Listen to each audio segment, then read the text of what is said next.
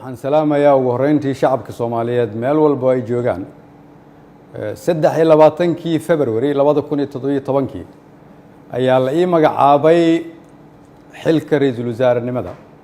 qiyaastii 1247 maalmood ayaa ka soo wareegtay muddadaas 3 sano iyo barka ah waxaan dalka Soomaaliyeed ugu adeegayay daacadnimo karti iyo hufnaan anigoo aaminsan inay ahayd waajib dalkayga iyo dadkayga ka saaran muddadaas xukuumadda iyo aniguba waxaan ku guuleysanay howlo waaweyn waxaa ka mid ahaa inaan dib u habeyn ballaaran oo dhaxalgal ah ku samayno ciidamada qaranka oo maanta soo gaaray meel ay u diyaarsan yihiin inay la wareegaan amniga guud ee dalka inaan dib u habeyn ballaaran ku samaynay nidaamka maaliyadda dalkeenna oo dunidu noo soo istaagtay soo celinay kalsoonidii uu caalamku nagu qabay kuna qabay hay'adaheena dhaqaale oo inoo saamaxday in laynaga cafiyo deyn lagu lahaa dalkeenna muddo dheer dadaalkaasi waxa uu ku dhacay soo jeed iyo iyadoo la geliyey wakhti badan waxaan la dagaalanay musuqmaasuqa waxaan gudbinay shuruucdii ugu badnaa ee xukuumadda ay gudbiso waxaan ku guuleysanay mushaarka shaqaalaha bixinteeda iyo mushaarka ciidanka oo bil walba laga soo bilaabo Janaayo 2017 uu qof waliba qaatay waxaan ku guuleysanay dowlad wanaag iyo amaano waxaan ku guuleysanay annagoo dib u soo nooleynay sharaftii ummadda Soomaaliyeed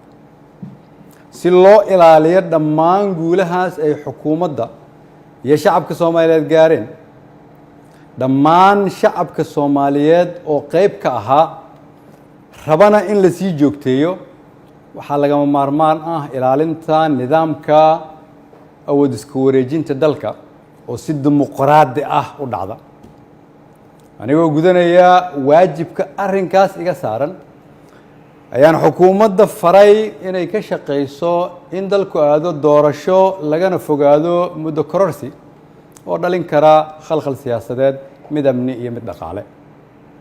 waxaan ka shaqeynay isu keenidda dowlad goboleedyada iyo dowladda federaalka isugu keenay magaalada Dhuusamareeb si go'aan loo dhan yahay looga gaaro doorashada hadda dalka ku soo fool leh waxaan isku raacnay in la isku soo laabto 15 Agoosto si loo dhammaystiro geedi socodka doorashooyinka dalka inkasta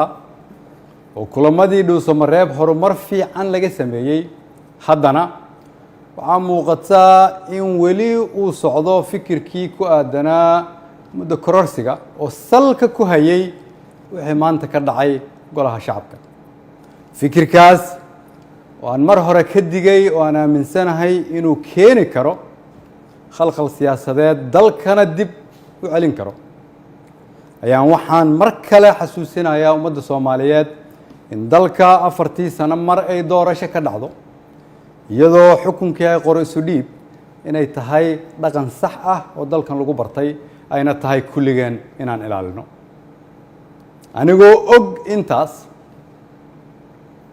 anigoo og in wixii maanta golaha shacabka ka dhacay ay ahaayeen sharci darro aan loo marin habraacii saxda ahaa ee xilka qaadis xukuumadeed anigoo og inaanay ku jirin ajandaha anigoo og inaan laga doodin anigoo og inaan loo codayn anigoo og inaanay waafaqsanayn dastuurka iyo shuruucda dalka haddana waxaan go'aansaday inaan anigu ummadda Soomaaliyeed u noqdo tusaale oo aan iska casilo xilka aan ummadda Soomaaliyeed u hayay anigoo dhowraya midnimada dalka iyo inaan dib loogu laaban burbur iyo dhibaato si aan ugu tiro shacabka Soomaaliyeed